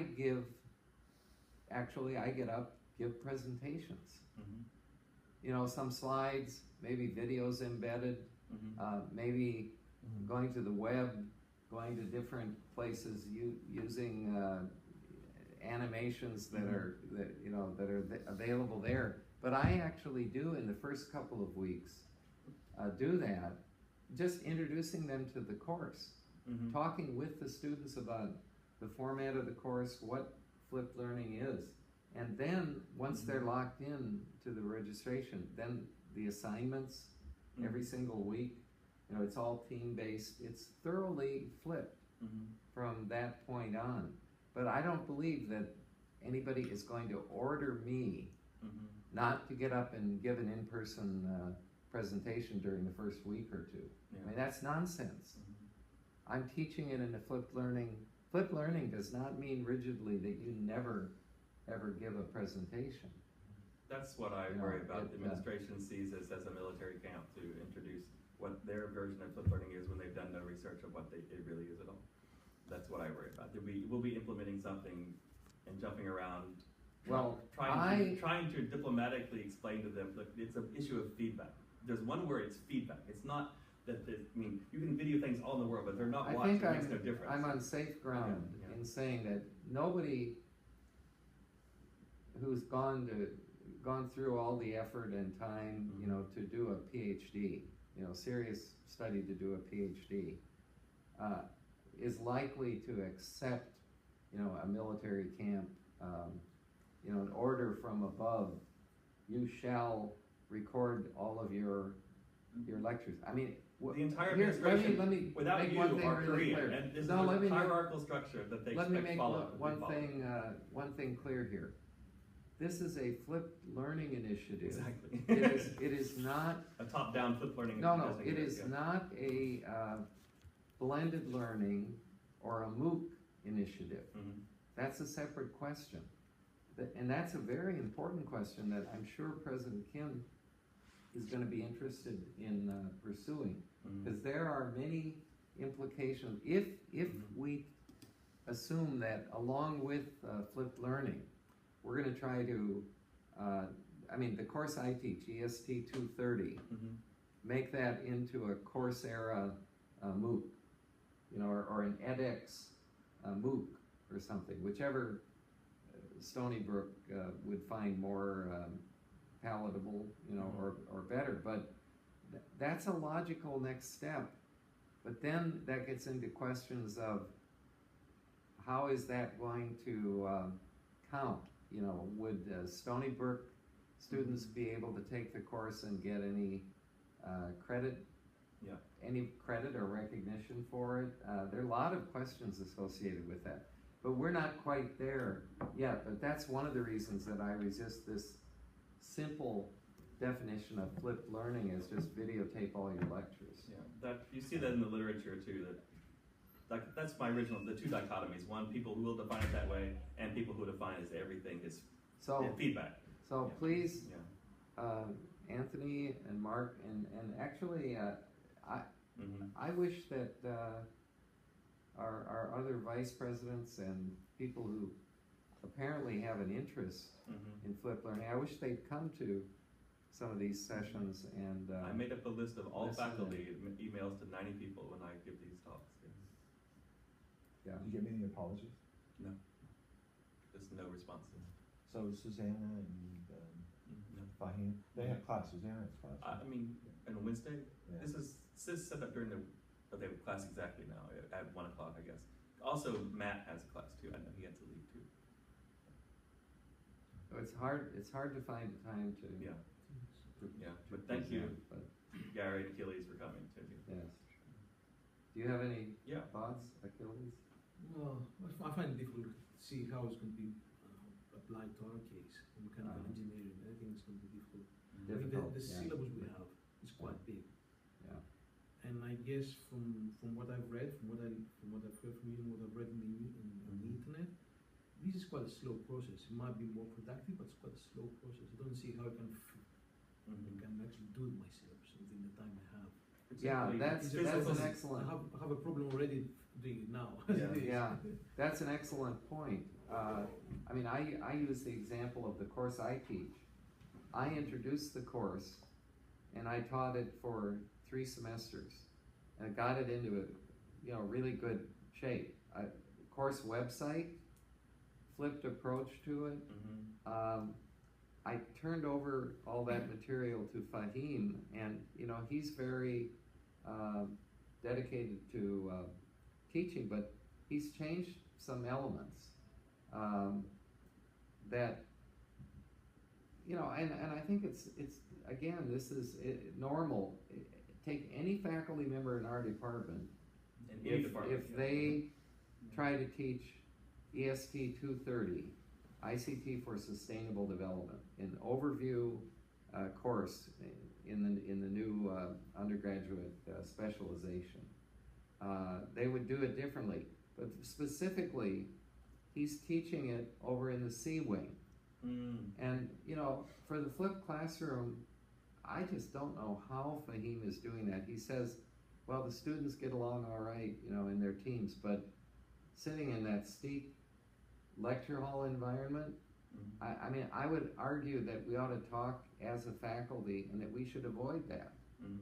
That we have to limit enrollment, cut it off at 45 if you need to, but teach it in a class where you can organize the class, the students, to work in teams. The other thing is whether an instructor is using a printed syllabus versus a course website. I think the course website considered broadly to incorporate a bulletin board or social media, different forms of communication among the class. I think that's an essential element of flipped learning. And I thought with 230, I thought that's what Fahim would do, but I'm not criticizing him for not doing that, but it's as well to reinforce your point. This came up that last it's time. Going to take I like time. your idea. But bottom line is I'm going to get asked, and you are going to get asked because you've agreed to help me with this series of meetings.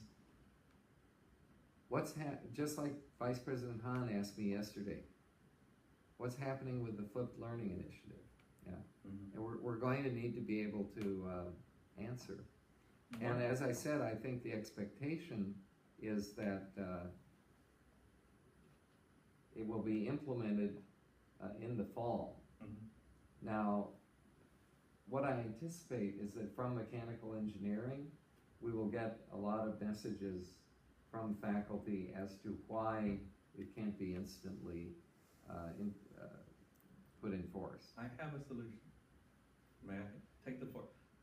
This could be something that any department can do. What Dr. Penning's idea was at least have a common expectation that all professors would upload to existing supported Blackboard a copy of their syllabus.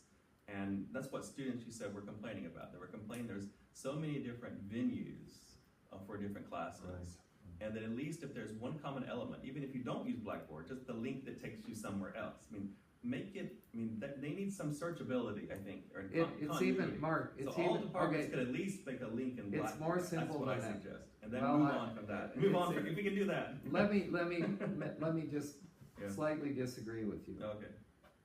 It's simpler than that. They don't need to make a link to Blackboard. They need a Blackboard or their course website, period. Or their, okay. Yeah. And if they do that, then every course taught at SUNY Korea will have a course website. And once we get, we've got our public-facing websites, we've got our internal administrative. On both, actually, if we can convince all of our instructors to link to their course website, be that Blackboard or a Google site or just another website, like Klaus Mueller was just using, I think, Dreamweaver or something to put up his own website. He was vice president before I was, and he encouraged the faculty. I heard him with my own ears. He said, I use a course website, put it up, share this with the whole world. Don't be afraid.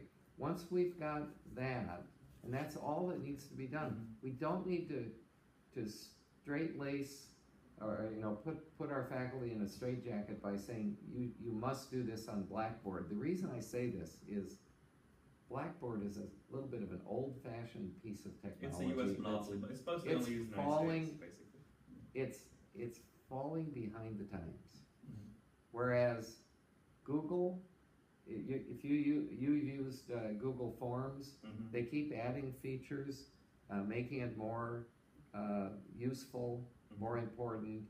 There are other approaches as well, and I just think that we've, but essentially I'm agreeing with you, but with the small exception that modify that and say, put up your course, what used to be in the 20th century, what used to be the course syllabus.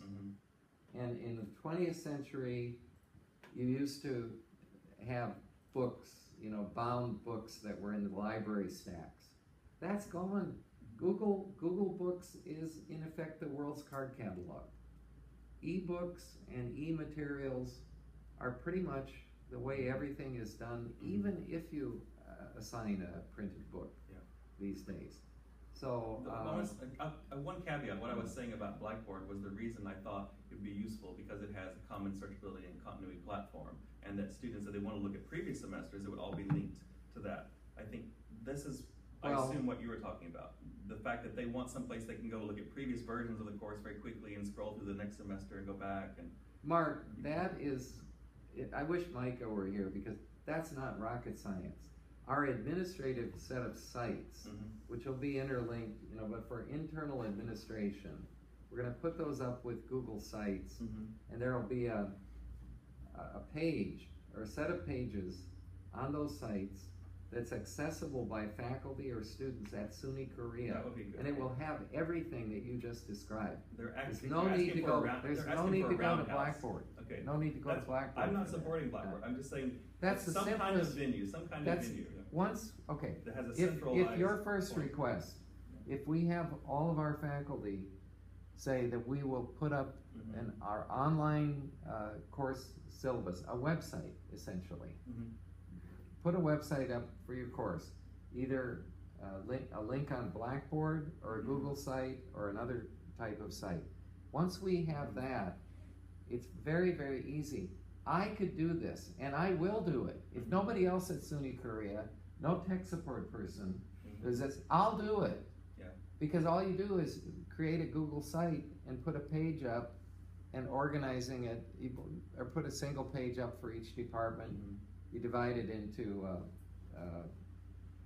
semesters, and it's really, really easy, simple stuff.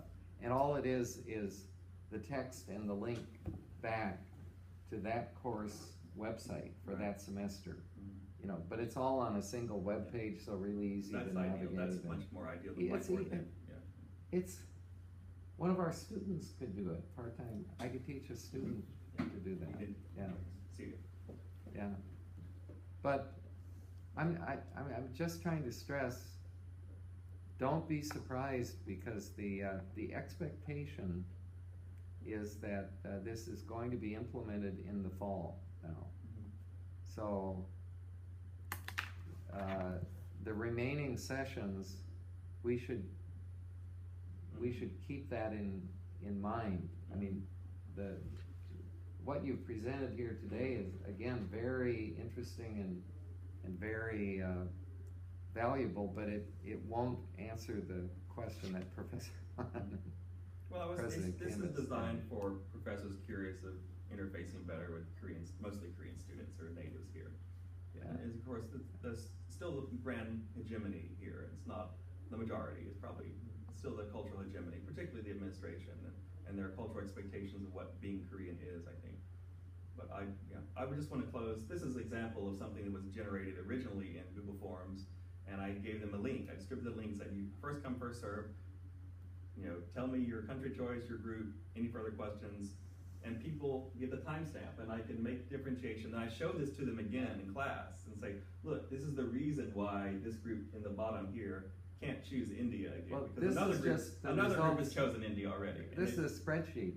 I know, the but results of the form, Right. right? I took Okay. it out of Google and showed them Okay. in class this I way. thought when you referred to a database that you were referring to something else, but No, this is I'm simple. referring to the Google Yeah, Forms it's a generated. spreadsheet, really. Then I took it out of that context. I don't want to. I don't like logging in all the time in my classroom. I prefer to quickly Sure, do it. sure, yeah. A lot of my students, when they give presentations in classrooms, it takes like, I'm going to give my presentation. They go, okay, and it takes 1.5 minutes to open their, Stony Brook account, to go into their email, to open the attachment. Yeah, this is Yeah, good use of, yeah. a form. So I show this to them, and there's my team. These are the groups. This is self-generated data showing back to them, and that's what I wanted to show you here. That what I did when they finally do all of their papers, I make it in Photoshop a little dot of where all the countries in the world are that they did their papers about. So it helps them understand themselves as a group. And here it comes again, hopefully, yes. And no, that's MR2 means science, education, and culture. And so a lot of people chose United States dealing with that. Well, it keeps going away. Come on, come back, come back. Do we have a meeting today? Was that postponed? That's till at 4 tomorrow? o'clock. Yeah. Is that still today? It's still today, the other one, yeah. That's sustainable development. But anyway, I like showing them their group successes at the end. And sometimes, if there's, just to make clear, I show them a diagram of the grades in class, anonymized, like a chart of the grades, so they understand, oh, a lot of people did very well. Even if I did bad, I understand as a group what we're doing. So I do lots of symbolic things like that to keep the group moving as a whole. Right, Okay. right. But anyway, thanks for coming. So I mean, I really think Mhm. it would be useful Mhm. if you and, along with Anthony Mhm. and any of the other faculty Uh-huh. that have been working on this,